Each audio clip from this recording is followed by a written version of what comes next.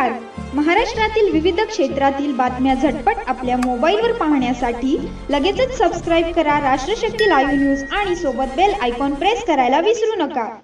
सत्याचा विजय आहे, लोकशाहीचा विजय आहे, महाराष्ट्रातल्या जनतेचा आणि या तमाम शिवसैनिकांचा विजय आहे आणि हुकुमशाही आणि घराणेशाही आणि एकाधिकारशाहीचा पराभव आहे.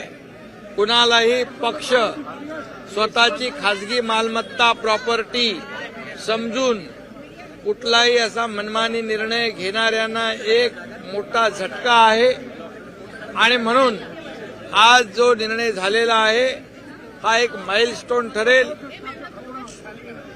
पक्ष हा लोकशाही मार्गाने चालवला पाहिजे अशा प्रकारची भूमिका, अशा प्रकारचा निकाल आज या ठिकाणी दिलेला आहे.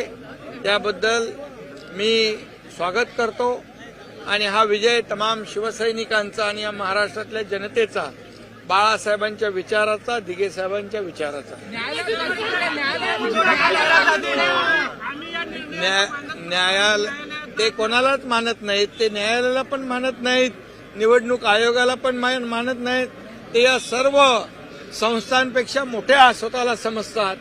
ते सुप्रीम कोर्टाला देखील अनेक वेळा सल्ले दिले त्यांनी.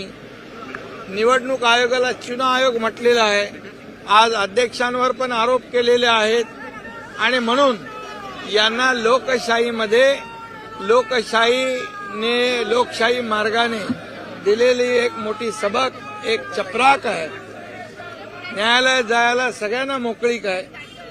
मी एवढंच सांगतो की जे 2019ला या महाराष्ट्रातल्या जनतेबरोबर यांनी जो धोका केला, विश्वासघात केला, बेईमानी केली, त्याचं हे उत्तर आहे. कारण निवडणुका भारतीय जनता पक्षाबरोबर युती म्हणून लढवल्या आणि सत्तेसाठी, खुर्चीसाठी, मुख्यमंत्री पदासाठी बाळासाहेबांचे विचार विकले, सोडले आणि सत्तेच्या खुर्चीमध्ये ज्या बाळासाहेबांनी काँग्रेसला कधी जवळ केलं नाही, काँग्रेसला गाडा म्हणून सांगितलं, त्यांना डोक्यावर घेतलं, अशा लोकांना हे सडेतोड उत्तर आज मिळालेलं आहे.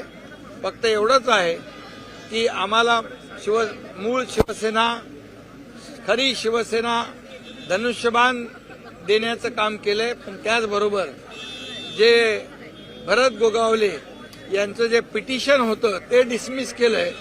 एक दबाव अध्यक्षांवर होता का, एक सगळे आरोप प्रत्यारोप याचा काय परिणाम झाला का, ते आमच्या लीगल टीम बरोबर आम्ही बोलू आणि त्यानंतर आम्ही देखील पुढचा निर्णय घेऊ.